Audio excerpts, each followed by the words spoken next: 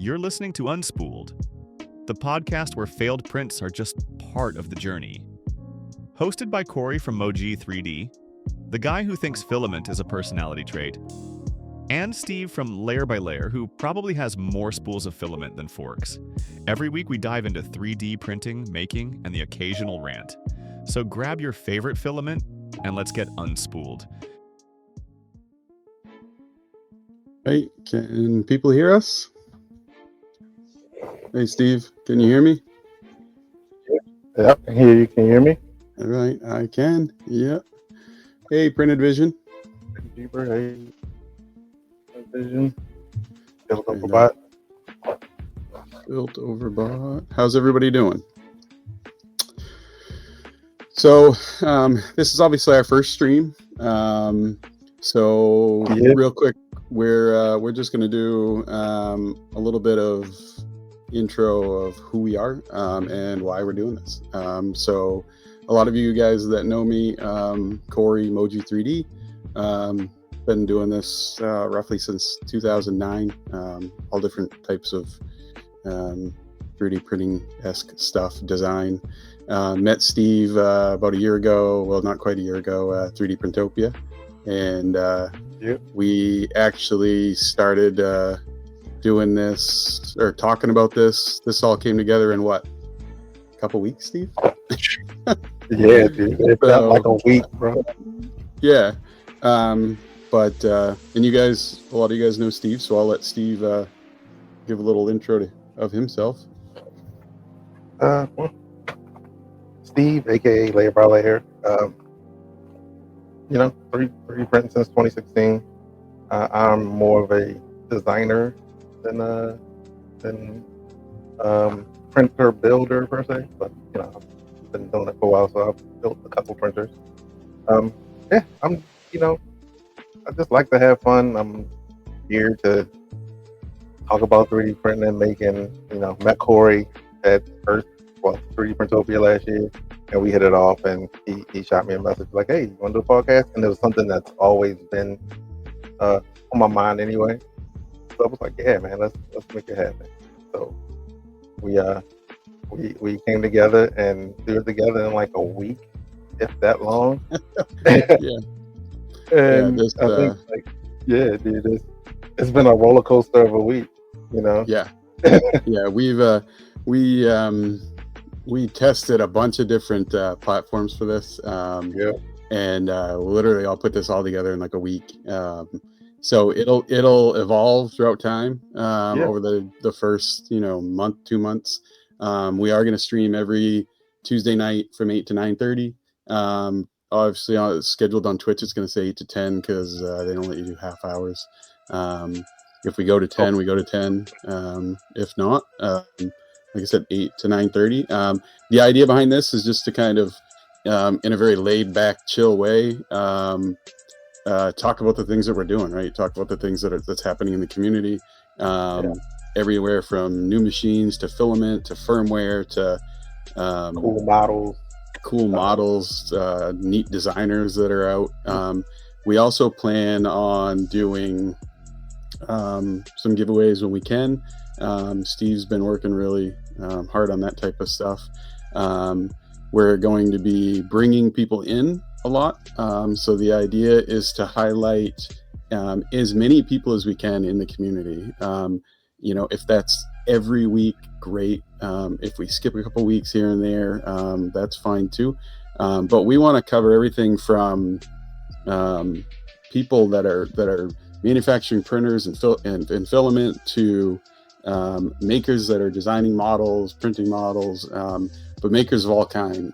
If you utilize 3D printing to make your stuff, we want to talk to you, and we want you guys to have a chance to ask them questions. So, we'll do that. And Steve and I are both pretty positive guys, so we're going to try to keep everything light, fun, positive. But we're also not going to shy away from the things that are more controversial that we all talk about. Right? There are things that happen, and we'll talk about that all here. So Yeah. Um, or see Karen, hi Wingding, Pezliz, hey Pezliz. She did a lot of. I'll give Pezliz some props. She did a lot of plugging for us, and Yeah. Dude, um, this community is like next level, bro. yeah, I'm yeah, like, it it was really is blown away. blown away, man. Yeah, we like I said, this has all been about a week, and everybody was super excited about it. I got private messages, and people were Yeah, posting it's on all crazy. socials that they're excited. Karen privately messaged me on Instagram wishing us luck, like 15 minutes before. It's just everybody in this community is awesome. Hey, Tech Jeeper. So Insane. yeah, we can't Like, thank you guys enough. seriously. And that's one thing that I've always felt was like this community has been like super amazing. Long story short, like not a lot of people of color in 3D printing, so I was slightly apprehensive when kind of diving into it as well. So just the reception holistically has just been mind blowing, man. And the amount of friends that I've made like over the last 2 years, it's crazy. Yeah. People that like that are like off the top. Like you. We met at 3D Printopia, and I was like, you showed the machine. I was like, dude, that's your machine. I was like, I've seen that machine. I Oh, was the like, so the machine he's talking about, probably the machine that a lot of you guys have seen. Hey, Adam, 3D Medic Vince, how you doing? Hey, Zombie. So the machine that Steve is referring to is the Fallout themed Cheaty X-Max 3 that I did. I brought it to 3D Printopia. Yeah, that was kind of the thing that got us talking, and then basically all weekend long, both Steve and I volunteered to help out at 3D Printopia. I must have handed out about 1,000 bottles of water. Because it was really, I mean, it was yeah, it was so hot. I was the announcer for 3D Printopia. Yeah, so last year was crazy. because Steve and I kind of got along real well. I ended up sitting at the front desk where the announcer table was because he was kind of stuck there all weekend, Pretty much, trying to help out and in between handing out 1,000 waters. So we got to know each other really well. So hence this. K2 Kevin's here. How you doing? So some of the things we wanted to talk about were just a lot of the stuff that we're all talking about, but just kind of dive in a little deeper on it. So one of the things that Steve and I have talked about actually throughout the week, every time we would do like a test stream getting ready for this, is that we're always talking about like different filament types and filament manufacturers and what was important to everybody is like, so me, I don't print as many of the silky bright color more aesthetic type filament. I print a lot of the technical stuff, right?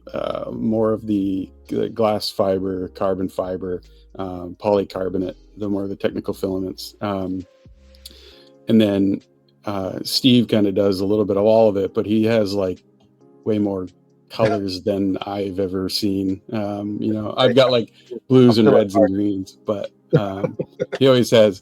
You actually got me on that. What was it? The zero filament, the dynamic PLA purple.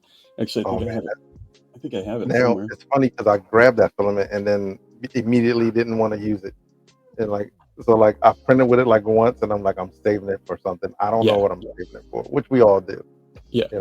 Actually, that's this. So this is Matter Hackers Quantum PLA, and it's called Blue Raspberry, and it's like a dual color, like purple and magenta, and it's the one that I've like. Everybody knows this is like my favorite aesthetically pleasing PLA. But this stuff is like $60 for a 750 gram roll, and it's just like, it's crazy expensive. So for like 3 years, I've been milking this thing and only doing Hey, it but we small. just got rated by Polymaker. Oh, well, Hey, thanks for the raid, Polymaker. We appreciate it 100%. You guys have been super supportive, even behind the scenes with us leading up to this. So we appreciate all of the positive energy. Zombie as well. Hopped onto his birthday stream yesterday, and he shouted us out. So it's been like we said before, it's been super receptive, and we appreciate the raid. Appreciate everyone coming to hang out. Oh, Just G, what's going on? Yeah, hey, so just me. we appreciate all of that, man. We appreciate you Yeah. guys coming through. Hopefully, it'll be something that you guys want to come back and participate in. And it's really important that you guys are a part of what we're doing. You go ahead, Corey. So I want to highlight Just G. Yeah, That if you guys haven't followed him on YouTube, yeah, his like some of the stuff that he makes is amazing. He did yeah. this, Definitely hop over to YouTube and follow him. yeah, he did this venom mask with like this slimy tongue. Yeah, dude. The thing was nuts. That Right. was the wildest thing I'd seen in a long time. So if you are, everybody's on YouTube, so go take a look at Just G, follow him, and the stuff he makes is crazy.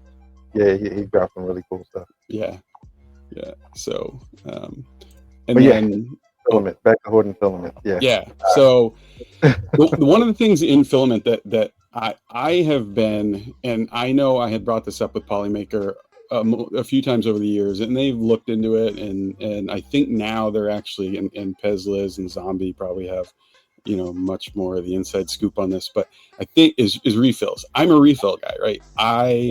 I like filament refills because I print a lot of prototype parts. I design a lot of parts and then just reiterate and print and reiterate and print. So I print a lot of just like prototyping black PLA, whether it's bamboo or Polymaker or like I use Polymaker PLA Pro and black to prototype a bunch of stuff, right? Mhm. But I have piles of cardboard spools, right? That I don't know what to do with. Right? I have no way. I have not found anything to do with them other than recycle them. So I'm more partial to the plastic spools, right? The Right. reusable plastic spools. So I mean, this is obviously a Bamboo Lab reusable spool. This is not Bamboo Lab filament though.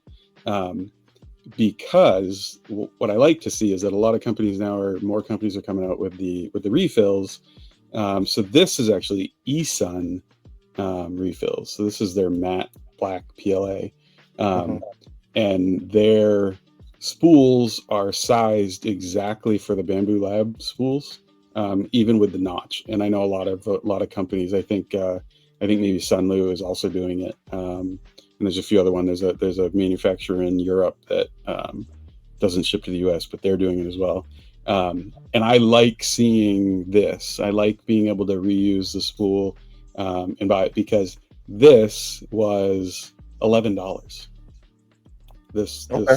1 kilogram of matte black PLA, and it's $11. So it's cheaper than the bamboo spool. So if you're someone who is cost conscious on your filament, then $11 versus like a $19.99 refill might be something you're into. But I know a lot of everybody I talk to, and I don't know how you guys in the comments are. It seems like it's kind of 50-50, right? Like either people aren't into the refills, they just think they're awful, and then the people like me like them. Yeah. Yeah. I feel like there is definitely that line that you have three parties: the people who are like wholeheartedly like, I don't want anything to do with that, just give me Yeah. my plastic spool, and then you have people who are like, I'm cool with cardboard spools, and then you have the people that are like, yeah, I want refills. Like, I think holistically, when I see a refill, like initially when I would see a refill, I'm like, I don't want to have to do that, because Yeah. if you start a print, now you're locked into that being on the spool until you're done with it. So now you need additional refills, which is fine. But then also for me, because I am a collector, I guess, you know, I have tons of empty spools already. Now I'm not gonna respool any of it, but if I grab the refill, then I probably just go ahead and grab, an empty spool for that refill. But I don't know if I would go down the line of buying refills over the actual color, you know. Yeah, And like and I think it really depends on how much you print. Like you said, you're doing a lot of rapid prototyping, yeah, so you're gonna burn through that in like no time, yeah. Like Whereas, I go through. I mean, I go through hundreds of spools of like black PETG, gray PETG, and then the same two basic colors in PLA. So for me, I'll have like I have for black PLA, I have like 6 reusable plastic spools that are varying from bamboo to sunlu to some other random ones and a couple that I just printed. And those are literally only set for black PLA. They're labeled black PLA. And I don't really care if it's sunlu, eSun, or anybody's bamboo filament going on it. But I like the fact that a lot of them, and I think I saw a comment, K2 Kevin said, protopasta change spool cores to fit bamboo refills as well. So that's what I like to see. And I know it's driven by like one manufacturer that really pushed those reusable spools, but it's nice to see that a lot of manufacturers or a lot of filament manufacturers are going to a universal diameter width with a notch that fits varying spools. I like to see that. For me, it's easy, so then I don't have to worry about. I've ordered refills in the past that didn't fit anything that I had, so you're always having to print adapters, that fit certain which is your refills. preferred like refill? Which one do you like? So actually, right now, I just ordered like 10 of these. Actually 12. I ordered 2 more after. So I just ordered 12 of these eSun refills, black PLA, just because what I actually have most to put these on are bamboo spools, and they just fit really well. And somebody on Twitter or X actually mentioned this to me, that they fit bamboo spools. I had tried these in the past, the eSun refills, and I think they had a different core because they didn't fit. Okay. So I don't know if it's a recent change. So But which spools do you prefer then, out of like all the ones that you have? I don't know. I don't really think there's and then why? Do you have like a preference, or is it just yeah. I don't really. I think the most reusable spools I have are bamboo. Okay. Just because everything I order from they're all reusable. But I have some Sunlu reusable spools. I have some reusable spools that I printed, and they all seem to work fine. So I don't really have a preference, as long as it's easy, right? Like I know the refills I'm using, and I know the spools they're going on, and as long as those don't change all the time, it's not really an issue. And again, obviously, that as long as the filament prints well too. So, Just G said he likes reusable spools as well. yeah. So here's my question: how do you feel Yeah. that like the barrier to entry? Do you feel like new people would grasp refills, or would they gravitate to what could be considered the easier route, which is just grabbing a spool? So, in my opinion, I think that a lot of, obviously, bamboo has been a champion of entry people, right? Like it's a printer and a company that has really pulled a lot of people into the industry because the ease of use. So when they order a bamboo printer, they're getting deals on bamboo filament. And I have actually talked to new Bamboo Lab people, and it's not just Bamboo Lab. I've heard it with Flash Forge. I've heard it with other printers. I've heard it with Creality. There are people that actually thinks that if they buy a bamboo printer, if they buy a certain manufacturer's printer, that it only works with their filament. And I'm like, no, it doesn't. You can use any, it doesn't really matter. But so I think a lot of people that are new into the industry that have a Bamboo Lab printer are probably using Bamboo Lab spools.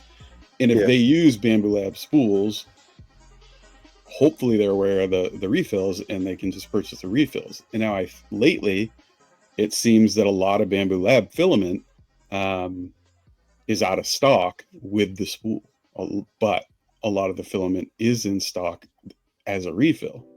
At least that's been my experience when I go to order. But a lot of this comes back to Polymaker, right? Polymaker being the biggest filament manufacturer. I mean, everybody in the industry knows Polymaker. Whether you've used their filament or not, they're everywhere.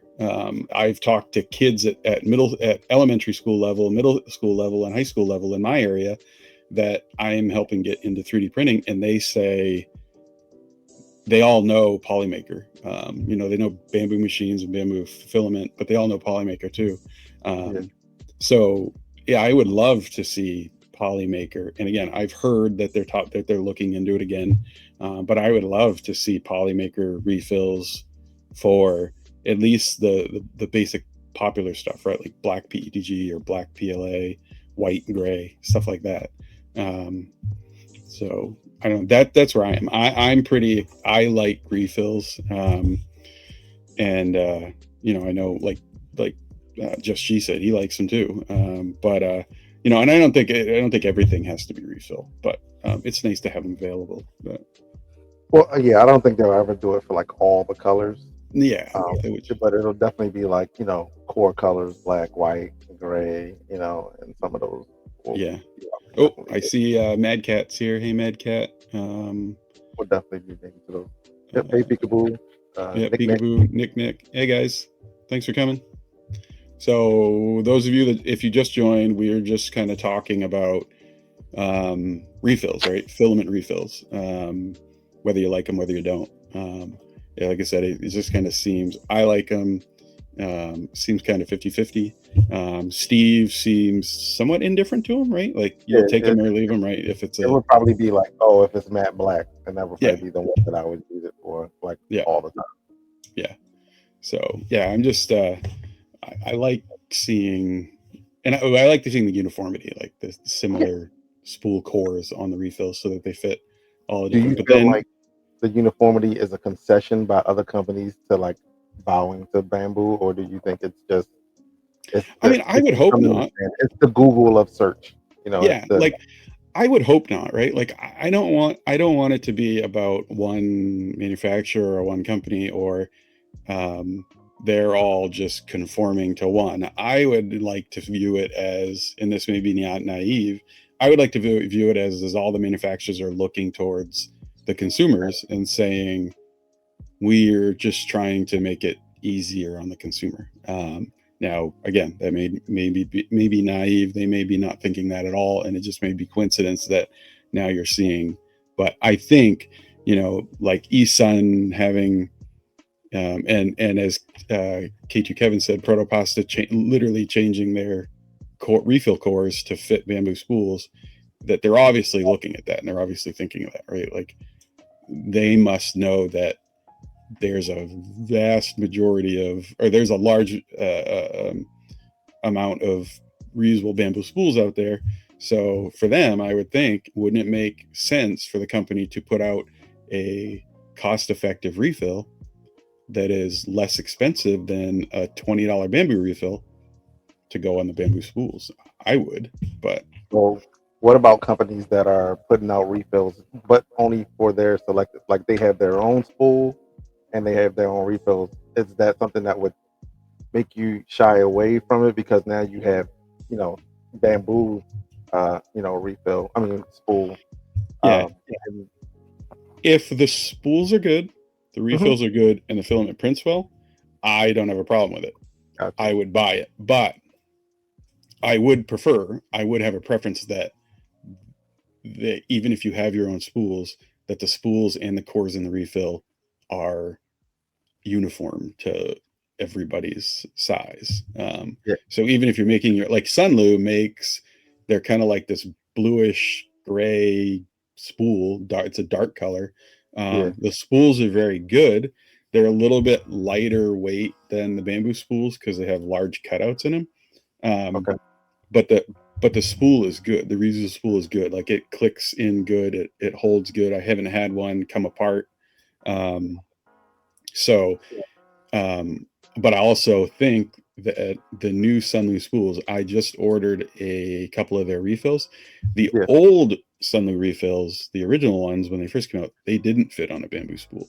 I think someone told me that the new ones do, so I ordered a couple to test it. But so if their new spools are reusable and their new cores are all in line with the size and shape of the bamboo spools, like I said, I think that's good. It doesn't mean that I'm going to have all bamboo spools or all Sunlu spools, but I'd like to have, if I have it, I'd like it to fit, basically, which is asking a lot, I guess. But as far as the master spool is concerned, do you care about the design of it? Like, does, like you said, the one is lighter, some is lighter than the bamboo, and the features of the master spool, like, does any of that even matter as far as, well, what? Because with higher end filament. Yeah, I guess I'd be interested to see. It'd be interested to see what the community thinks and what like the people that are in the chat think, because there is something to a heavier spool, right? Especially if you're printing in an AMS, because there is a thing that when a spool gets low and the weight of the spool and the lower amount of filament on it, that it gets lighter. And it has been known it does it in, I've seen it do it in the bamboo AMS. I've seen it do it in the CFS for the Creality. I actually just had one do it in Anycubic's Cobra 3 combo in their Ace Pro.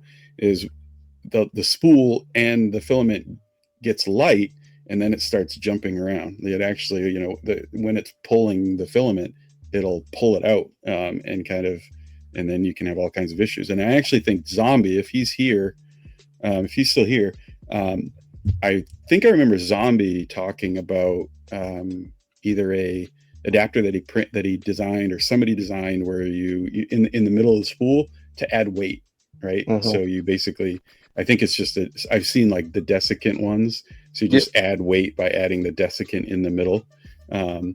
I've seen people like jam the middle of the spools with like this clay that it can be pulled out and then put in another spool. I've seen, ball bearing, 2-inch ball bearing. Yeah, a lot of people using that. So. KT Kevin says, KT Kevin made one that holds AA batteries. That's pretty smart. Oh, yeah. And I've seen all kinds of weird stuff because basically it's all just about adding weight to the spool. So to your original question, it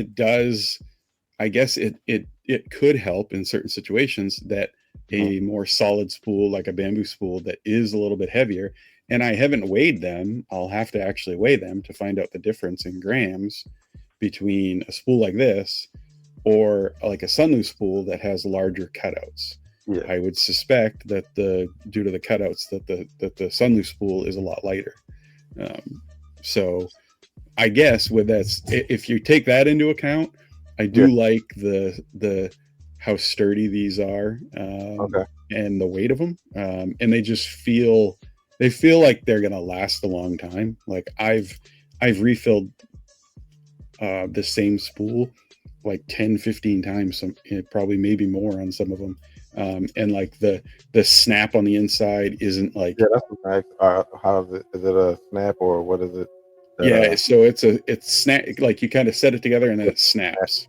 Gotcha. Now I have seen issues with that, is that people don't get it to snap, and then they come apart and it's a bird's nest. So if you are using refills, you really have to make sure that the filaments snap together, or that the spools snap together. But I think Adam just said there is on printables, there is, because I've printed a couple different spools for refills, and I've seen a couple that do actually screw, like Adam said. So they actually, when you stick them together, like they're actually threading, and it's quite a lot of threads to get it together. So that might be a little bit more. I had some what was the company? Not Alien, but they used to have at the 3D printing conventions, they would have like the sample, and you could buy like a box. Like, fill this box, and whatever you fill it with is what you take, and you pay like $50 or something. And so I still have a bunch of them. And so I made like a miniature master spool. Cool. like, and my goal at the time was like to make it as fast as you can. You know, like it's got to be a quick print and super like easy to assemble, and it's a screw type thing. But Yeah. yeah, so I mean, I understand like that functionality is a big part of, you know, uh, I'll say adaptation. So if you make it easy enough, people will love it. If you Yeah. make it cool enough, people will love Yeah, it. But if you yeah, make it and if they're just hard, reliable, right? Like yeah, if it's reliable, if it holds together. Hey, Bryce's 3D prints. That's wicked cool guy. I follow him on X. Him and I talk all the time. Awesome guy. So if you guys are on X, if you follow Bryce's 3D prints, he'll probably follow you back. But he's a really cool guy. So just wanted to. But anyways, I highlighted the comment that Kevin just made. So he and I guess K2 Kevin is that on your model on Thangs? Because it sounds like he's got one that you could fill with pennies, which yeah. I mean, who doesn't have a There's couple quite hundred a pennies few kicking different around? ones out there. Yeah.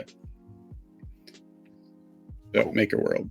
So yeah, I'll have to give that a try because I actually did. It's funny when Zombie actually talked about that on his stream and he posted about it, the 2-inch ball bearing.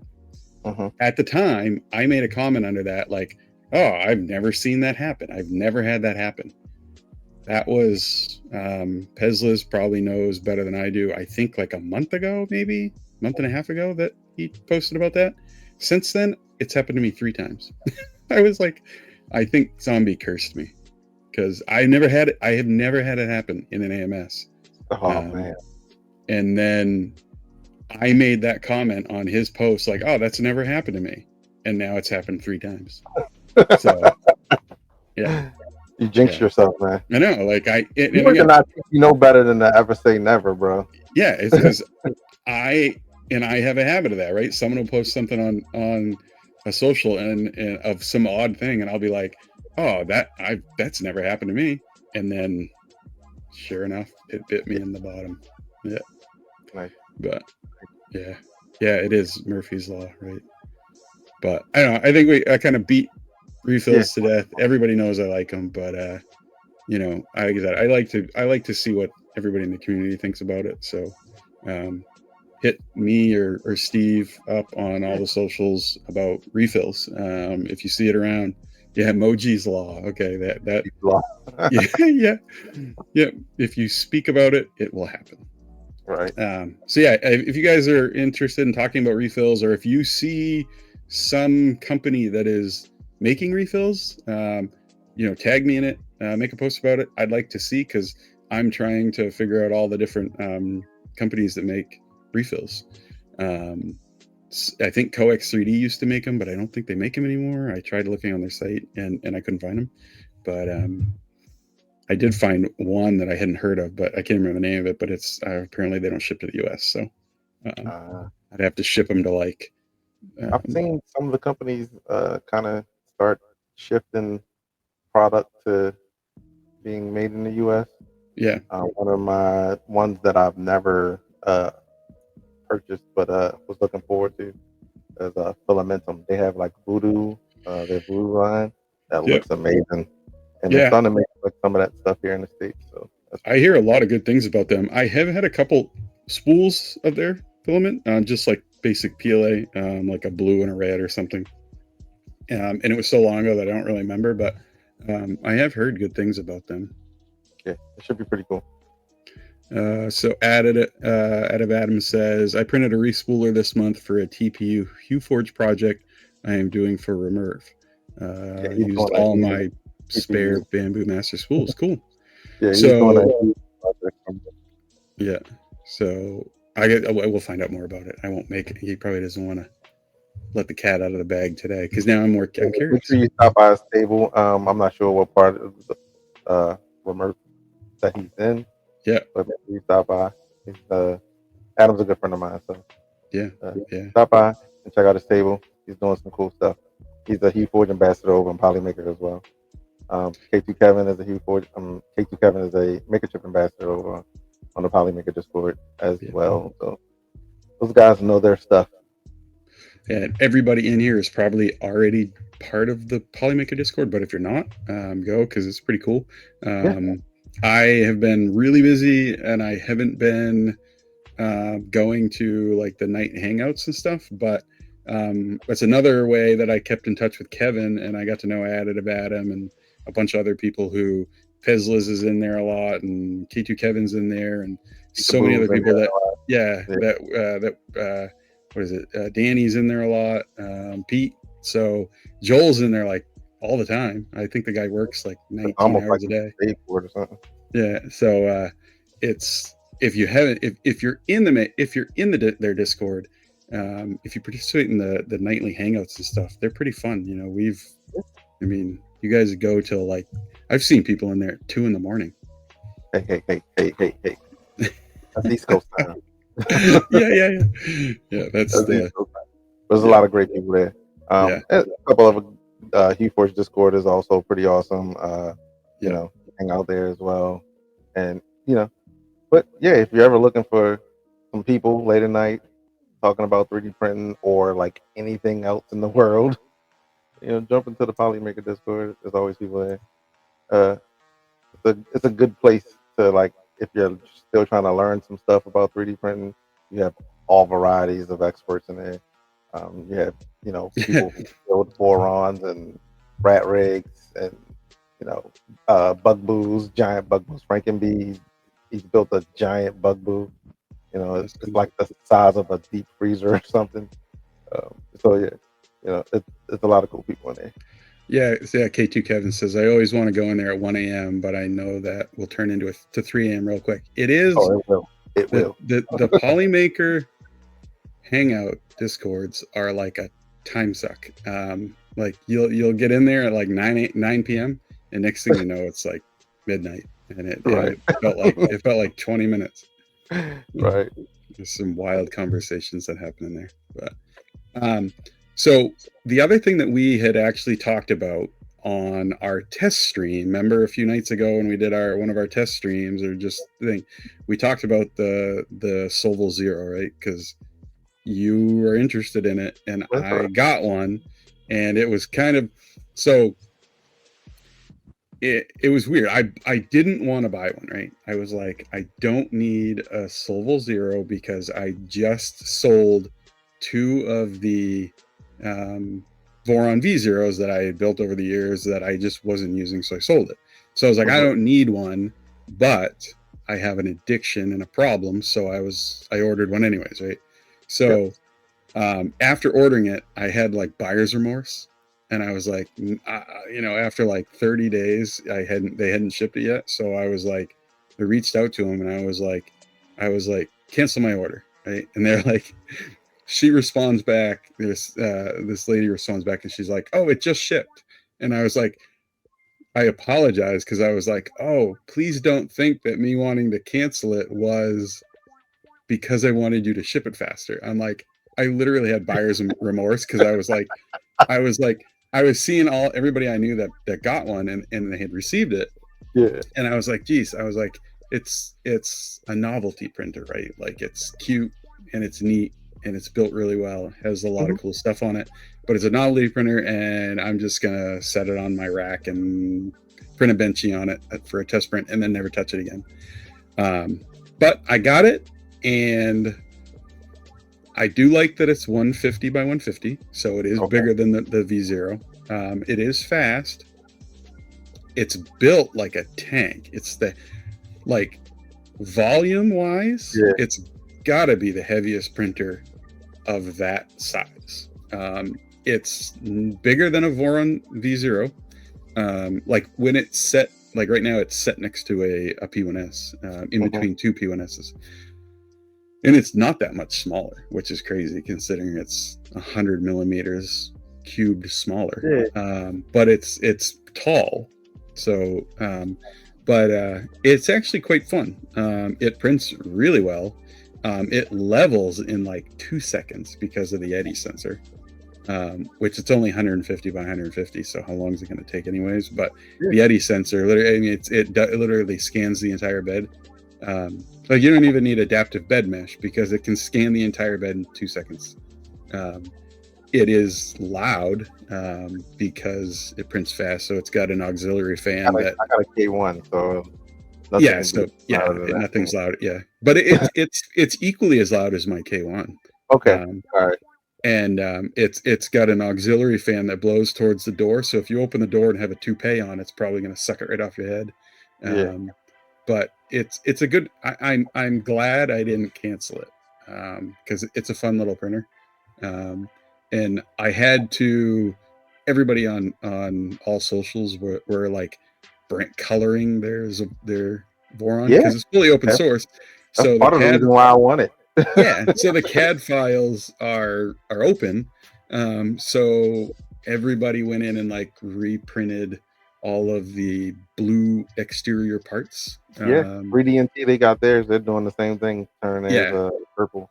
So so I obviously did it purple because if I didn't do it purple, so on X, if you guys follow Black Label or Everlasting Media are like the two crazy purple guys that everything is purple. So I did mine. Actually, I did the outside pieces in the dynamic PLA from Zero, that purple that we were talking about at the beginning of the stream.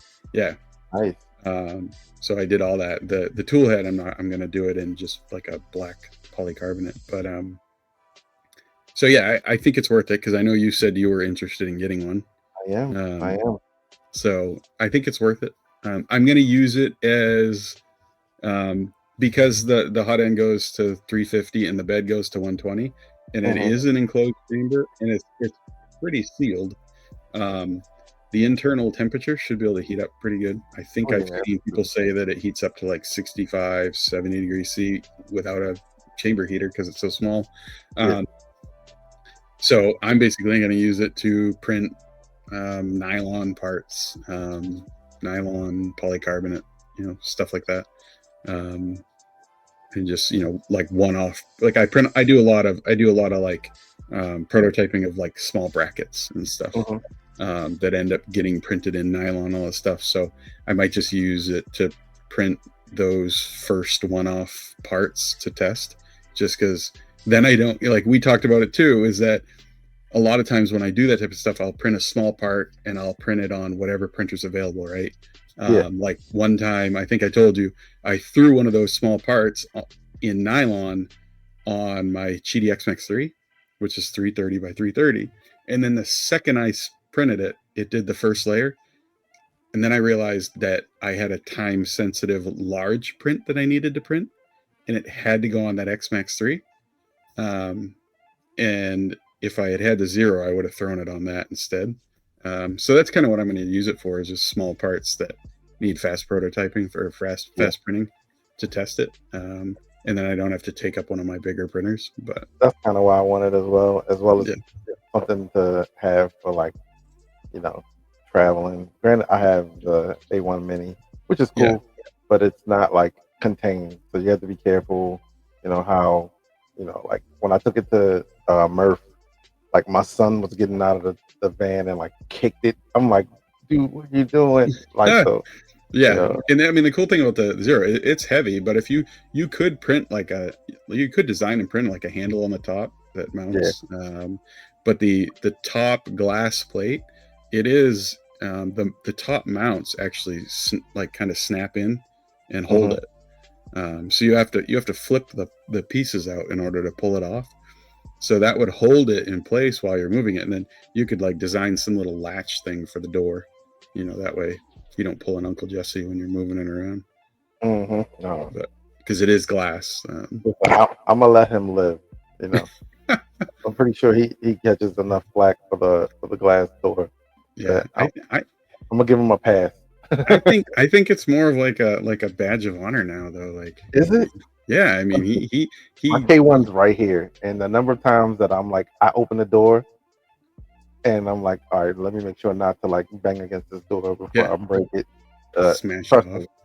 I think his era has kind of like helped everyone else not make that mistake, but then also, clumsy Clayton. Peekaboo says clumsy Clayton. One of those things that I guess he'll never forget until someone else does something that tops that. the reason why I like Uncle Jesse so much is that he showed that, right? Like, Yeah, absolutely. I don't think I'm not sure that all or even a lot of creators would have showed that, right? They might have like talked about it to say, I don't know, hey, man. The content itself is gold. yeah, You know, but the look on his face, his eyes were priceless on that. Like I was dying. Yeah. I just like that he showed it. So, in that spirit of showing your mistakes or showing showing something as a content creator when you're making a video, did you happen to see the post by eSun on X or on their socials? I think it was on X.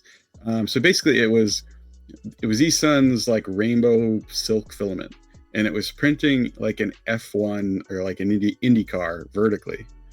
And during the ad that they posted, the print fails, right? So it starts printing, and then on the top, one of the wheels just fails and it kind of spaghettis, but the print completes. And they pulled it off and pulled off the spaghetti in the video. You know, it's kind of sped up, and then they showed the part with the half printed wheel, and a whole bunch. Karen says it was on a live stream. I don't know. I only saw the ad, but a lot of people were going at them about in the comments about and reposting it, saying, "Why would you put that as an ad, right? Like, it's a mistake. Why wouldn't you reprint it and then make the ad with a successful print?" Me, I was like, I thought that was kind of cool, right? Like, I thought it was, yeah, like, I mean, we all live in 3D printing and we have failed parts. So I was like, you know, I thought it was neat and kind of refreshing. Yeah. I thought it was neat and kind of refreshing that they showed that. But everybody else was like, "Oh, it's bad marketing" and all this stuff. And I thought it was cool, but I don't know if anyone in the comments saw it. Karen said she thinks it was part of a live stream, so they probably just took that footage after the fact. But I guess if everybody already saw it on the live stream, then why not use it? Maybe that was their thought. But hey, Polymaker Pete's here.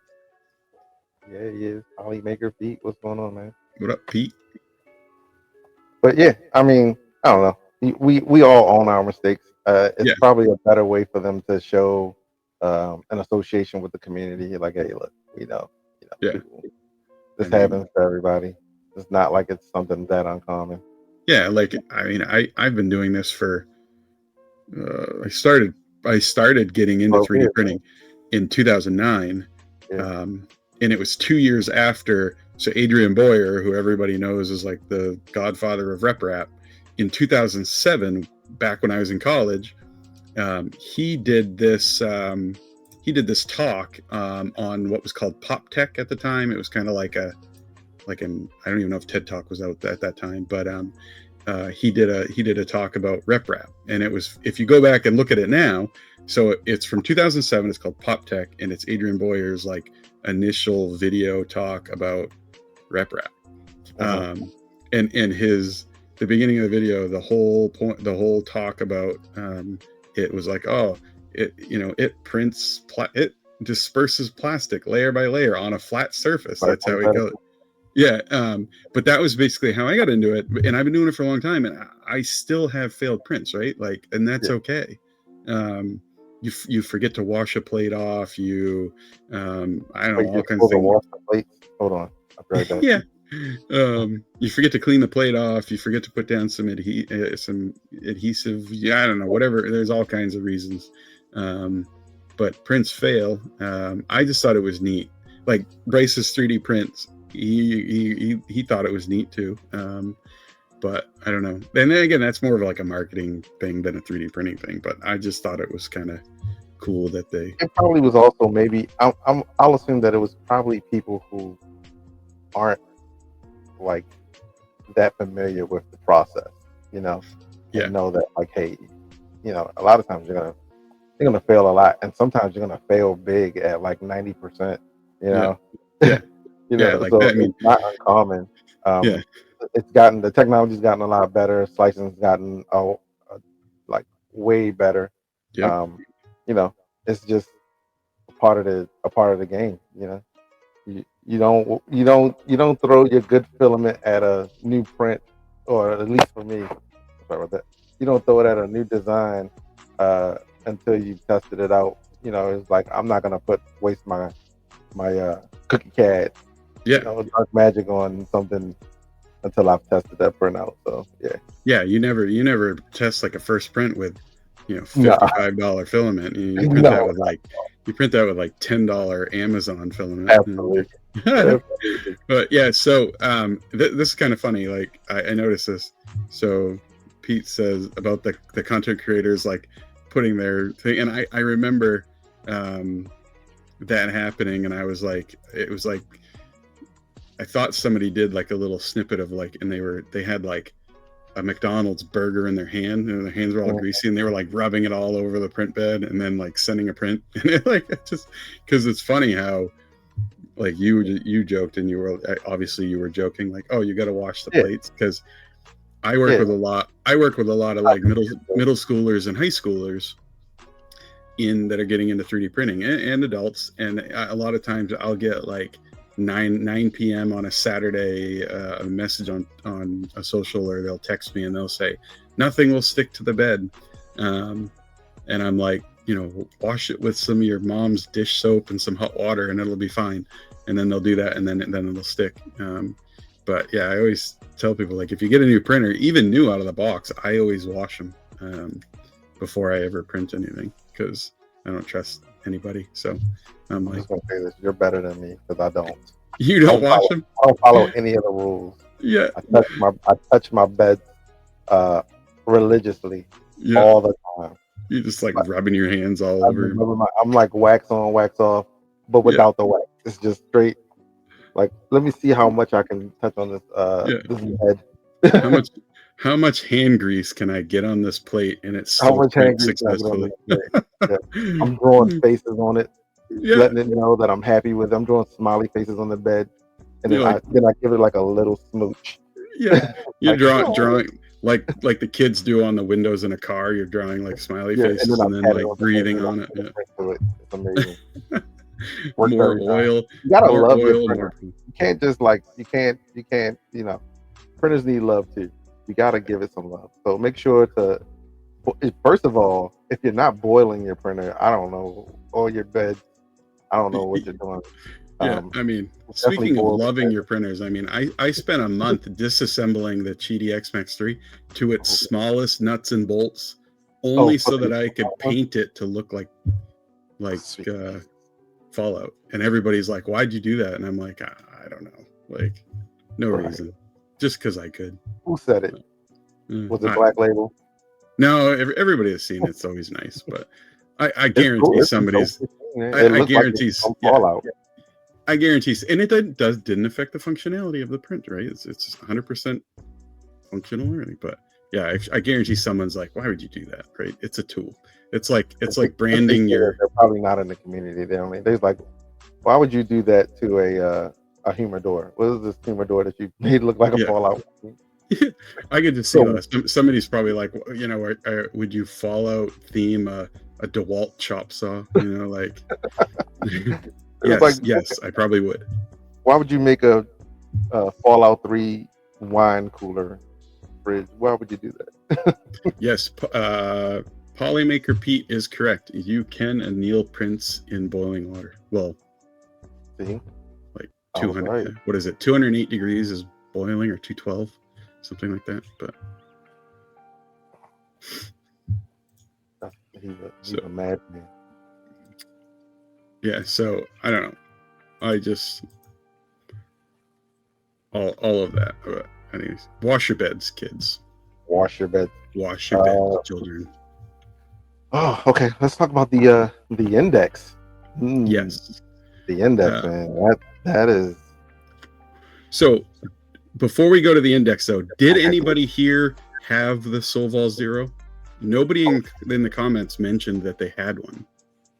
Does anybody have one? Nope. No. So again, I just wanted to see your opinion on it. Nobody mentioned it. I'm guessing if you had one, you would have said something. But Yeah. so now we can move on to the Bondtech Index.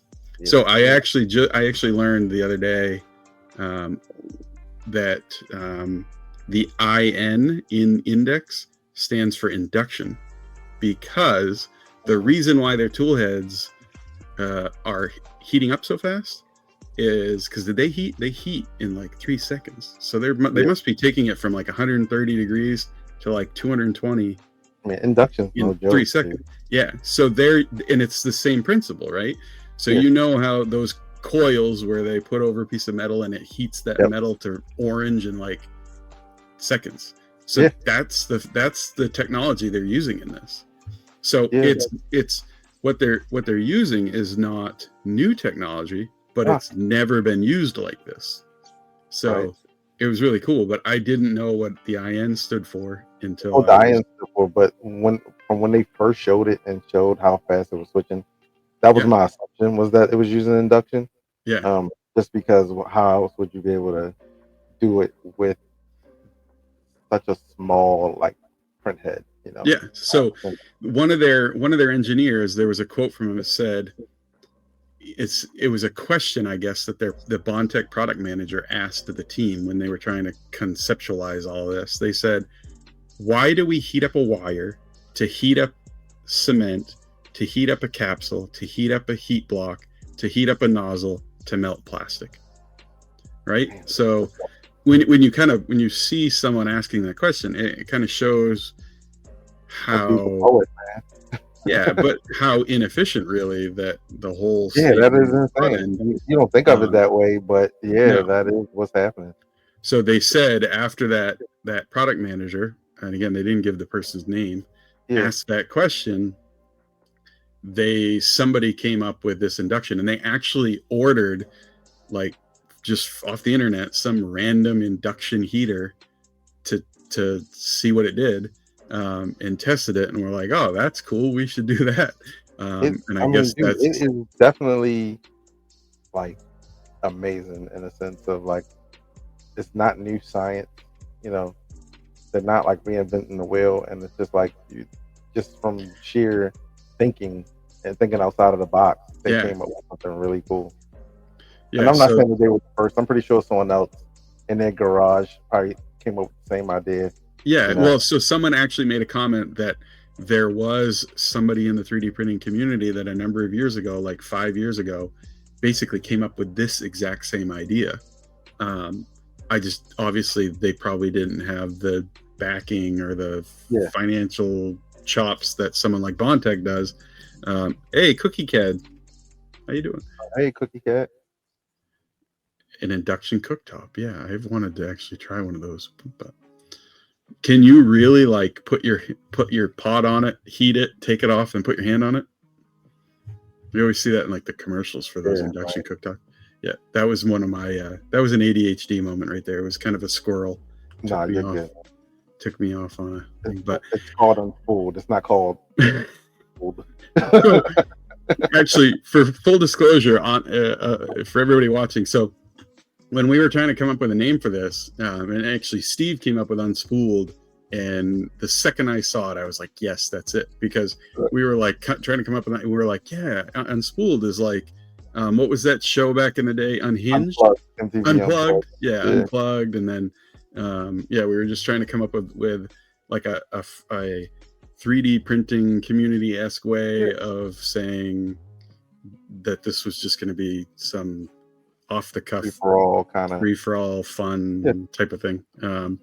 And I think it'll be even more fun once we start inviting guests onto the show. Yeah. So, that's going to be a lot of fun. So everybody stay tuned, because we're going to be reaching out to you guys through DM in whatever way we can. And if you're as well. And if you're interested as a maker or a 3D printer or whatever you do, you work for a company, if you're interested in coming on, reach out to us, because we'd love to have you on and fire some questions at you and let you talk about what you do and who you are. So and and it's not going to be like a whole hour, maybe like 20 Yeah. minutes. You know, Yeah. just letting you guys talk about whatever you're working on. If you got a cool project coming up and you're trying to get some traffic for it or get some people to test it out or whatever, let us know.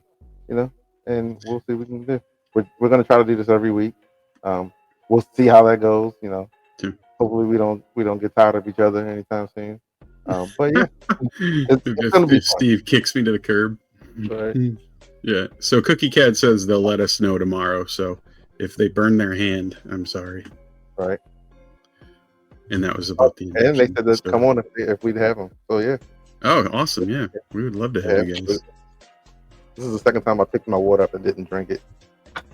Yeah, I actually got water and then realized I got water in the noisiest water bottle that could possibly exist. It's like one of those, like you tip it up and it's like you have to suck the water out of it. And I was like, I can't have that. Yeah, I don't want to see that. So Yeah, I appreciate you comparing us. So I gotta get something like a straw. Right. Just get a camel pack. Yeah, just like I'll mount it to like my headset so it comes. Yeah, it's right there on the side. Yeah. Pezless says pro streamer. That I am not. Right. So okay. So is anybody here? I mean, everybody here is probably interested in the Bontech Index, right? Like, if you're not, I mean, a lot of people, even if you don't have that type of machine, the technology itself is cool enough that like it and it's super inexpensive. I'll say super inexpensive. It's going to be like relatively inexpensive. Yeah, I think they said for the tool head it was like $250 or something like that, and then it was like $45, something like that. Yeah, dude, that is crazy cheap. It is a game changer in a sense of like very similar to how bamboo disrupted the 3D printing industry. Yeah, I think it's going to be big in the sense of it's going to make switching filament a lot easier and a lot faster. And well, I think it opens up tool changing for a lot of people that probably wouldn't have it before, right? So right now, if you have a tool changer, you can either build one, like a stealth changer with a Voron, build your own, or you have to purchase something like a Prusa XL. Yeah. And both of those, for different reasons, are out of reach for a lot of people, right? Like they're not going to build a Voron. They're not. They don't even want to, or they don't know how to build a stealth changer, and then they can't afford a Prusa XL. So to have something that's accessible, supposed to be easy to install on a printer, and cost effective, like that is a game changer. Like that's huge. I mean, they had it on I think didn't they have it on a Voron V0 and it had like 5 colors? Yeah. But there's really no limitation to. I mean, outside of the space that you have. Yeah. There's no limitation. So I mean, I've seen it. I've seen it. Dream right there. Yeah. Like to have 4 colors on a V0, or I think they said you could fit like 8 or 9 on an SV08 or like and it's like, I have an SV08 that never gets used. Listen, I think they need to holler at Mitch and let's see how many, how many colors can we get on Mitch's back for the next big 3D convention. I mean, you admit poor little Mitch is going to be walking around like an SV08 strapped to his back with like nine tool heads. Right. Hey, Ajax 3D bearded printer. Hey, Ajax. How you guys doing? Actually, we were also talking on our test stream about Ajax's TD1. Oh, it's upside down. Sorry. Because we were talking about the new 9.0 beta release and the 8. Whatever the one before. But this for me, and I am not like I bought the lifetime commercial like good Polymaker deal when HueForge first came out. You got like the $175 coupon for Polymaker. So I was like, that's a no-brainer, right? So I bought it. Mm-hmm. And I have to admit that I am by far not an expert in HueForge. I can get it done, but I'm nowhere near probably even what you were at, Steve, the level, or definitely what like Adam or Danny and all them are able to do. But I will say, Yes, it is Cookie Cat. It is the I'm sorry, real quick. These are the Cookie Cat TD1s. Boom, boom. oh yeah. So, Pictures for these for Ajax actually. And but this so, thing was a game changer, though. got him. This was a game changer for me because the biggest thing that I didn't like about HueForge when I first had it was getting all the filament in there, right? Like the filament that I own, getting them in there, getting the TD values in, all that. Like after like manually having to enter that in, I did it. I did like 10 of them, and then I never touched HueForge for like 3 months after that. I love it. I love what it can do. But when I got this, and I actually won this on Pezlaz's stream. Right. And this thing's a game changer. I love this. This makes HueForge so much easier. Yeah. So, yeah. I use it in general, dude. Like oh yeah, like you said for inventory. For inventory, so like if I get a new roll, take it out to a and actually I have like this bungee like arm back here.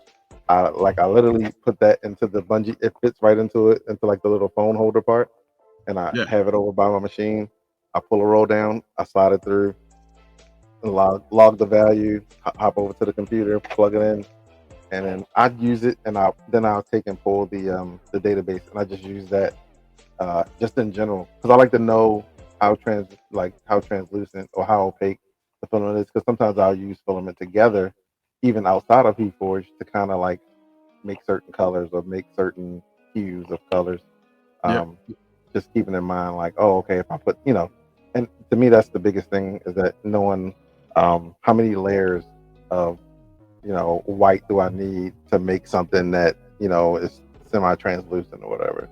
That makes sense. Like I was working on some like Black History HueForges, cool. And here's one. This one was just all black and white, and then I added in some gray for one, just to kind of like get that color shading. And so I mean it's super handy just in general, TD1 wise, just to have them. And when you think about how far Ajax has come with that product over the last 2 years, it's just crazy. Yeah, and he said, he did a comment. He said he might have an announcement tomorrow. So maybe something with the TD1 or maybe something with the TD1. I know this right around the corner. If you are there, go stop by the HueForge booth. Those guys are great. Because he does have the smaller versions now, right? Like I don't know what you're talking about. Yeah. Oh, I thought they were like a little smaller version. I have no clue. Maybe that's I thought somebody had told me something about a new version coming out, which would be cool. But I don't know. This is pretty small. I like this one too. Yes. Okay. There you go. Yeah. There's a small version. It looks pretty cool. Tech Jeepers. I mean, I do know what you're talking about. Yeah.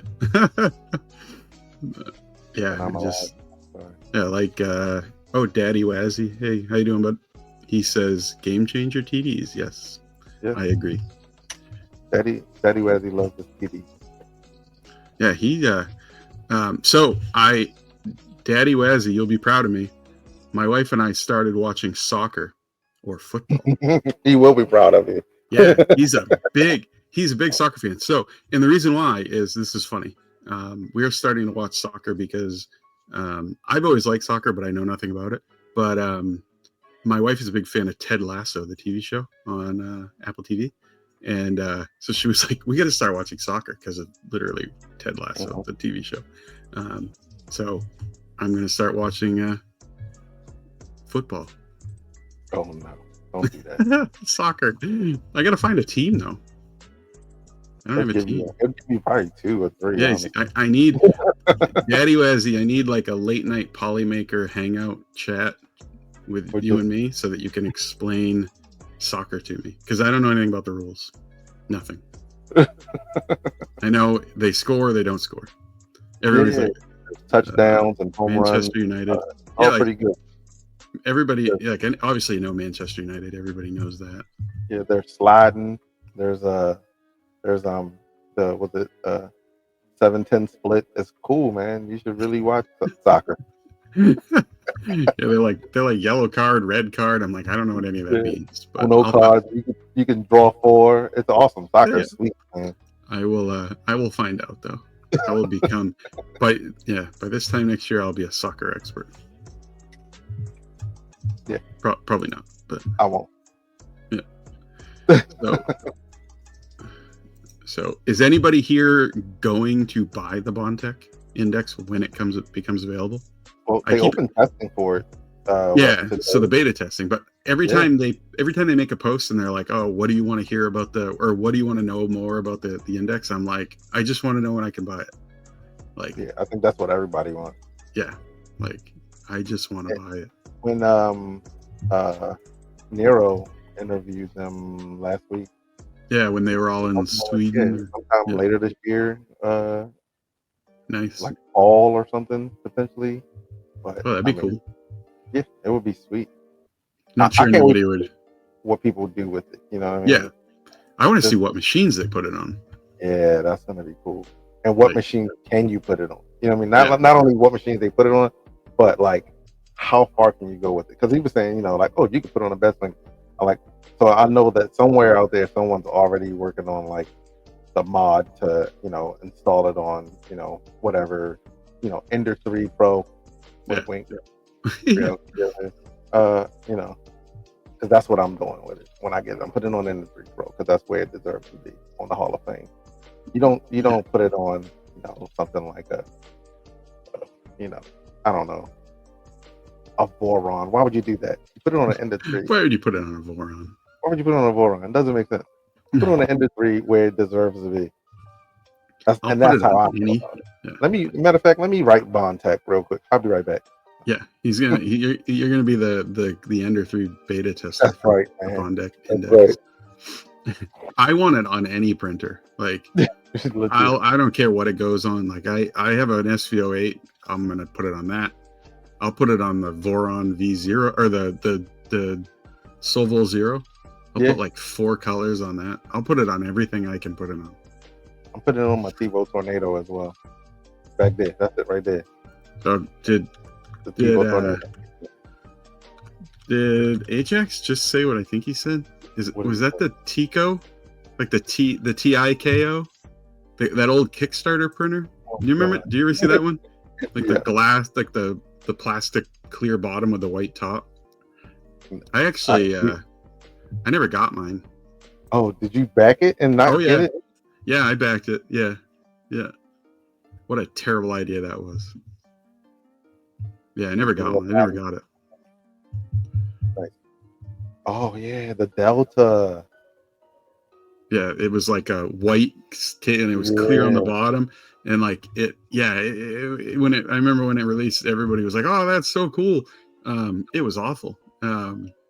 They actually did produce some. I think Nero has one. He picked one up somewhere. I've seen one before, like in a while, but yeah, that's cool. Yeah, Down Under Maker says Nero. Yeah, that's insane.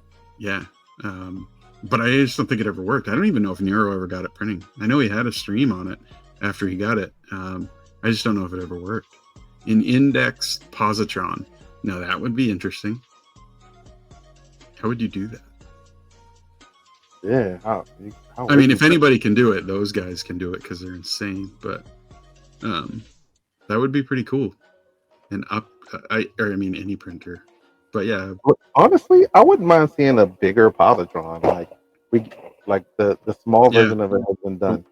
Like I wouldn't mind seeing like not necessarily like something like ridiculously big, but like so.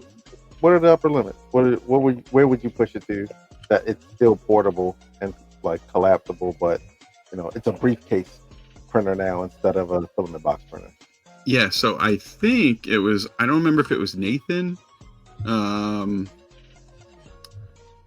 might have been Nathan. So it's one of the guys on the Positron thing.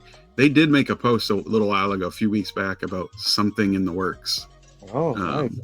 So I don't know if that means a new printer. I thought it was something about something new, a new printer coming out. I'll have to check up on that. They would be cool to have on the stream because they're cool guys. they're doing a lot of neat stuff. Nomad's Galaxy, they're always doing something wild. Yeah, Tech Cheaper says Nomad would be down. Oh yeah, for sure. Yeah, he's a good guy. Daddy Wazzy says, "What is insane is my Fallout printer." So I appreciate that, and it was a lot of fun to make, and I still look at it every day because I like it. I still play Fallout 4. Actually, my son and I were playing that a couple weeks ago. Oh yeah, TechGPT you can join for the eye candy. Yeah. We need it. We know. Cool. Yeah. Anybody printing with any cool filaments, any new companies or? And I'm not talking about like the Now, are you talking? Mori. I'm not talking about like the Amazon new companies because there's like 78 different Random. Yeah. So are you talking U.S.? Yeah, let's go US. Anybody? US. If anyone's using any new product from U.S. companies or companies that have a foothold in the United States, I'll say that, or in Canada as well. There's a couple in Canada that are really nice. Right now, I think next on my list is Polar, but I'll probably just hold out till Murph because they had a huge stable at Murph last year. Yeah, I've been trying to order Polar, but I need some of their 60D, their 64D TPU. I need it in black and orange, but they've been out of it for a while. So Down Under Maker says Cinnamon, so that's the go-to in Australia. I've never heard of Eureka. Yep, I heard of Eureka. Oh wait, I think I did. That was the one from Nova Scotia. I think you talked about that on your stream. Or a stream. TechGPT got the Polar filament metal spool. Yeah, I think it must have been the post I saw from him. Somebody had it on an AMS light. See that. Yeah, I saw that. Yeah. I mean, it's got to be heavy. It's got to be really heavy. I don't know if you know Gulsifer, but he actually bought a metal spool recently as well. I'm not sure. I think it was from Esun or it might have been like Esun or like Sunleaf. I think it was Sunleaf's metal spool. It's cool. I wouldn't necessarily get one, but it looks like if you're doing a sweet looking machine, I can see that being awesome. Or if you have something that really needs to be heated up, and dried out thoroughly, that makes perfect sense. Yeah, well, you could. I mean, because you wouldn't have to worry about. I know. What is it? Something the other day I was putting in, and it said right on the spool, because obviously a lot of them say like don't exceed 70 C if you're drying them, because the glue that holds the cardboard spools together will soften and the spool will come apart. I've never had it happen, but anyway. So Tech Cheaper says the metal spool is refillable. That's nice. Yeah. So what are you printing at Oberon? Nick says he's printing in PA6GF. Oh yeah. Yeah, I love nylon. I love all kinds of nylon, like especially the glass fiber. I'm not that cool yet. Yeah, stuff. It's just. I mean, if you're printing anything that needs like any type of like strength with flexibility, nylon is like we print a lot of. I print a lot of nylon gears for my son's robotics team. Yeah. And previously they were printing gears out of PLA and then PETG, and they would just obliterate. So they'd have to bring like 6 or 7 backups to all the FRC matches. So we started printing them in nylon, and game changer, big difference. So the Tech Cheaper on the metal spool, does it snap together or does it like spin together, thread together? I wouldn't be surprised if it had like screws or screws. Yeah, I guess it could screw together. I'll have to get one because I've seen them, and I think Coex 3D has them too, but I'll have to look because I like their filament. I haven't used it. Their filament yet. And I did like I have always liked 3D Max, but I got the last 2 spools I got from them. something's not right. They're not printing well. I have a whole shelf of 3DX tech that I I love. for was it Christmas or Thanksgiving, Black Friday? They had a sale, and they have a formula that's similar to one that was sold at Joann's when Joann had filament, and they had the Oh little yeah, Kodak. And so once I found them, I was like, okay, cool. You got some colors that I really like. So 3DX Tech is pretty cool. I've mentioned it to a couple people when they bought rolls of it and seem to like it as well. They're based out of Michigan, I believe. yeah. I print a lot of their. They do a lot of stuff with Vision Miner. Oh, nice. I print a lot of their PETG carbon fiber and their polycarbonate. Cheaper. I still have Polaroid filament that I actively use. Yeah, yeah. That they sold that at Joann. I assumed it was like Kexel or KXL or whatever. Yeah, I assumed that's who makes all of the random filaments. But yeah. I still have some of it. So Tech Cheaper said that the metal spool has M4 screws, and that it weighs like 10 pounds. So I was shocked that the picture of that somebody had it on the AMS Lite at that weight. You'd think it would pull that spool right off the light. Yeah. Because I mean there's not a whole lot of force it takes to snap one of those out. I'm like both of my my A1 and my A1 Mini are both top mounted, and I think I've only ever had like one spool fall off ever. And that was one that I don't think I put on completely.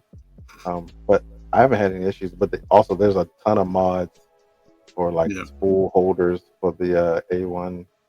I've seen a lot of I've seen a few of the enclosures on the A1 AMS Lite. They have like snap-on covers where you can slide them in and then put the covers on with there's a few that like you disassemble the clamp part of it and like remove some pieces, and then you build this like contraption that like allows you to put the spool on it, and then you can like twist lock it onto it. I'm like, that's cool. That's a lot more than what I want to do. Yeah, but like that. Yeah, I think for what most people use the A1 for with the AMS Lite, it's probably not needed, but it's pretty cool to have if you do want to use it. Yeah, that's why I like the community upgrades and stuff that people do. It's pretty cool. Oh man. So Ajax says he still has some Hatchbox that's like 4 years old. I just printed a little adapter for my son's mic, just to make it taller. And I was using it last week, so it's like a little Razer mic, but I printed like a 2-inch adapter to raise the height, and I printed it with Hatchbox black PLA, and that spool has been sitting open on a shelf with a tiny bit of filament left on it for like 8 years. Oh, no. And I pulled it out, put it on a P1S, and it printed perfect. And that stuff is, I swear, it was sitting, and it was perfectly fine. It wasn't even brittle. It didn't snap. It just printed, and it printed perfect. I have the part around there somewhere. So when I first got it, when I first got into 3D printing, the only thing that existed was ABS anyways, but Hatchbox was one of the first ones that you could just buy anywhere, and they had it on Amazon. And Hatchbox was the best. It was everywhere, and it printed so good. They had this Hatchbox cool gray PLA, and I used to print everything in that cool gray, and I loved it, and it printed really well. And I've actually noticed they've been pretty active. For years I hadn't seen anything about them, right? You never heard about them. They weren't posting on socials. Have they spun it around? I know that they have like people now doing live streams on like Facebook. I mean, not Facebook, on Instagram. Which I was impressed to see. Yeah. Here's my thing. I don't think a lot of people know. Like Hatchbox has some cool TPU filament, and like the colors that they have in TPU are like next level. Yeah, and their filament is great. And I have been seeing them being more active on Instagram, and I can't remember the guy's name. that does their socials, but he's always doing these lives on Instagram. So it was awesome to see them kind of back at it, because that's cool. I think for a lot of years people thought they shut down, but I always joke. My joke is Hatchbox is the filament that people buy you when they buy you a 3D printer. Yeah. And that's usually the only time that you have Hatchbox is when someone buys you. Like, oh, and like they did a great job of like infiltrating the Amazon list of like filament, because like Hatchbox was a lot of people's first filament. Because I remember when the Monoprice Select Mini and the Delta. I still have mine, man. I love that. Yeah, I had one of each of those, and everybody I knew that had one of those two machines, their first filament that went on it was a roll of Hatchbox. Was a roll of Hatch. I don't know what they did, but they cornered that market and was like the first roll that everyone had for a lot of people. Yeah, it was all over the place. But I'm glad to see them back, because their stuff actually prints really well. But I'll have to look, cool just to see all the different companies in general, because competition's great. I think honestly, if you are a new company or an up and coming company, in the filament thing, like the basic colors are cool, but I think if you go after niche colors is where it's at. I think that's where you'll thrive the most. It's like, everybody can, like, black, red, blue, green, all of those are cool. But if you have like the unique stuff, I think people, will gravitate towards that kind of stuff. Like a dual silk purple and magenta, wink wink polymaker. I can't wink, but that's so. Yeah, I noticed. I've been hounding Polymaker for like 3 years about that filament. So you gotta start talking on the site, and then you join the Awesome Squad, and then you can shamelessly plug all the filament that you want. I shamelessly plug filament all the time. Yeah. They're like, hey, I just want to see it made. Like, I don't care about getting anything for it. Like, I just want to see it, so I can buy it, use it one time, and put it on my shelf, because that's what. I like, if anybody, like, Zombie's known for his awesome reds, that sparkly red that he has, like Black Label and Everlasting Media, they're known for like every purple filament. Like, my filament, if I was ever to be known for a filament, it would be and I don't even like silk, but I do like dual silk, magenta and purple, or like a pink and a blue. Like, that's I'm not a dual color or tricolor person. You can give me a gradient, and I'm barely a gradient person. I just like the basic color. I like a solid basic color. And I'm not a dual color silk person, but there's something about the 100%. Like the pink and the purple, the pink and the purple, or the pink and the blue, magenta and purple, whatever, that I don't know, it speaks to me. Me, I think most people know I'm a burnt orange person. Yeah. Like, I'm always hunting a burnt orange. I have a nice from 3DX Tech. They have an autumn orange that's nice. Oh, nice. I don't know what it is. It's just one my favorite color is orange, actually, but I think it is mine as well. Orange, and I'm from Baltimore, and our colors are orange for the Orioles and purple for the Ravens. But there you go. I think that's kind of like how that happened. Yeah, but, that's why I have orange and blue, because I don't know why blue, but orange and blue, I always thought. It's in your logo too, though. Yeah. It's just it's orange and blue. Yeah. So Glendon, I saw Glendon here. How you doing, Glendon? Thanks for coming. When you talk to Glendon. What? You gotta go from the gut. I need one of those things you have, like the buttons. Yeah.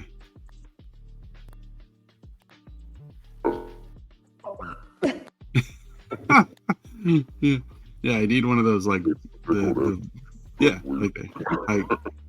Hi, Glendon. Mm-hmm. Yeah, I need one of those. I need funky voice change.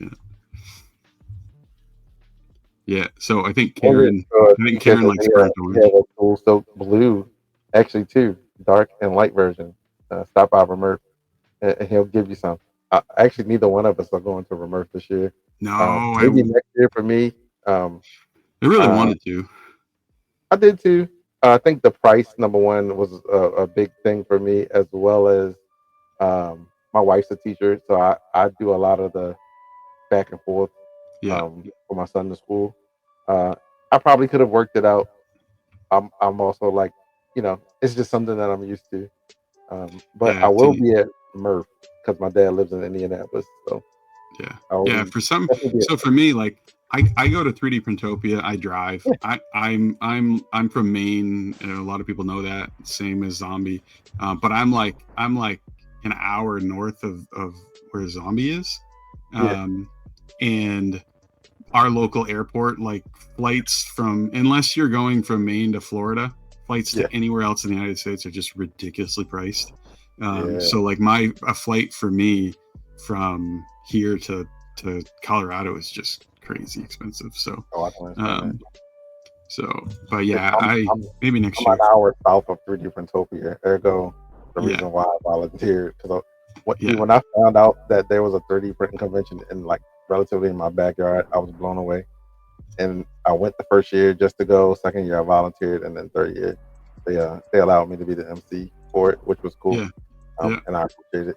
Uh, but yeah, so yeah, anyone who hasn't been to any of the Rep Rap festivals, you got to get out there. They're fun.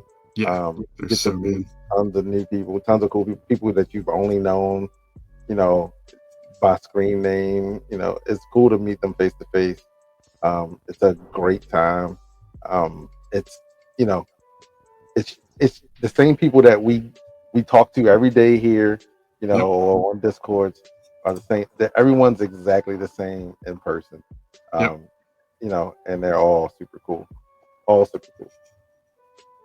Oh, so Peekaboo must be from up this way. I know Oh yeah, Peekaboo's from Nova Ez Liz Scotia. is That's even right. further I'm north than me. happy. I think she's up in like Nova Scotia or something. Peekaboo's in Nova Scotia. Too late, Is Peekaboo it? already Yeah, told everyone. yeah, yeah. Like I'm about 3 hours from Canada, Oh, okay. roughly. I will be going to Canada this summer though, to Toronto. It's nice. I love Canada. I love Vancouver. I've been to Vancouver a few times. I This love would be that. my I second love time. all. The first time we went to Niagara, and it wasn't. It's just Niagara. Yeah, Like you're literally like over the border for the most yeah, part. yeah, You're yeah. not. We stayed over there for like maybe like 4 or 5 days, but you're like over the border. You're not in Canada. You're like, almost still in America.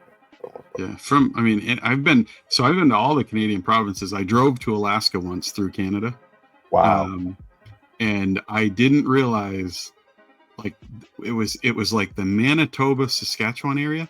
It is flat. I mean, it is dead. Like if you think Kansas is flat, like Kansas at least has hills.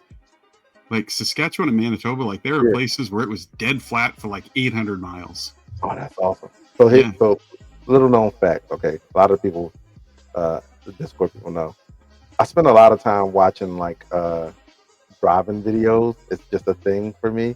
Like if I'm working, I'll just put on like someone driving through like the Swiss Alps or the French Alps or yeah, like Norway. So now I need to find a Manitoba yeah. or Saskatchewan stream, or not stream but video. I I will remember. sit there and watch it like it's 100% television. Like it's like the most interesting thing in the world.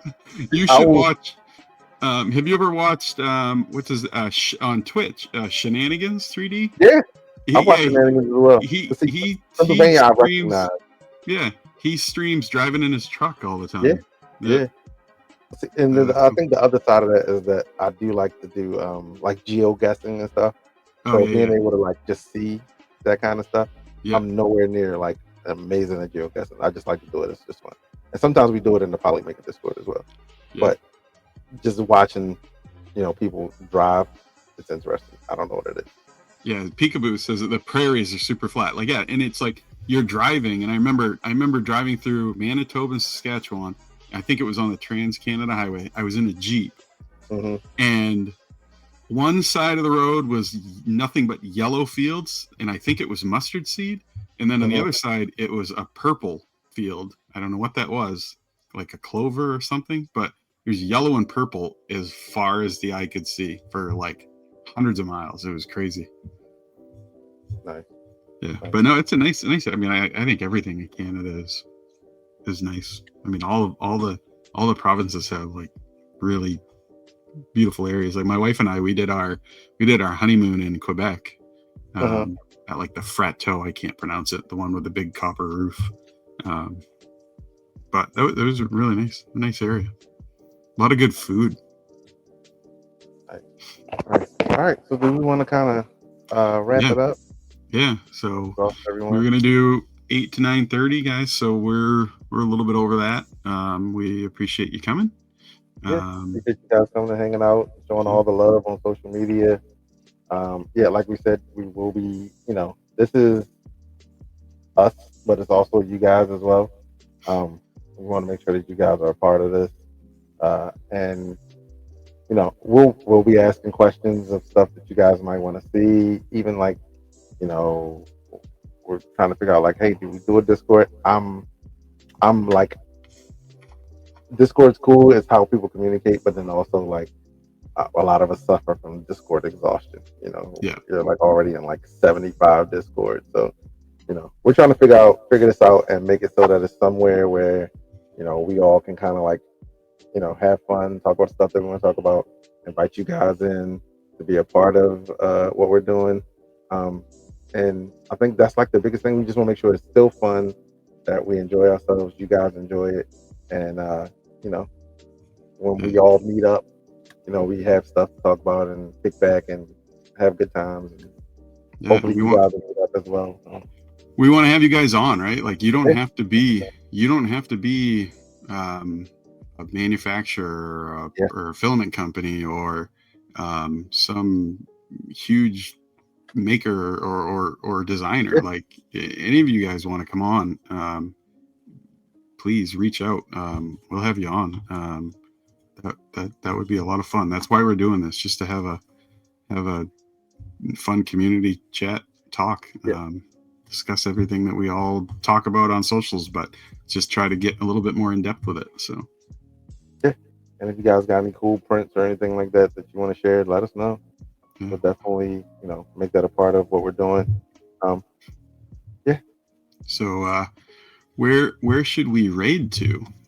Oh man, let's see who's on. Anybody have any suggestions? Let's see. Is Zombie streaming tonight? I don't think so, right? I don't think so. Jano's streaming, but he may be getting ready to end because I did see him doing marbles.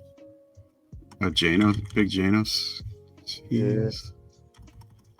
Like a 1. Let's see. Almost rated you. You got raid right back in there. Great emoji. Yeah. Let's see. Yeah. Let's see. I know he's only been on for about 30 minutes. Yeah, we can rate Jano. Yeah. Okay. So, all right, guys. Thanks again for coming. We'll see you next week. It was a pleasure, and we're gonna raid into Big Jano.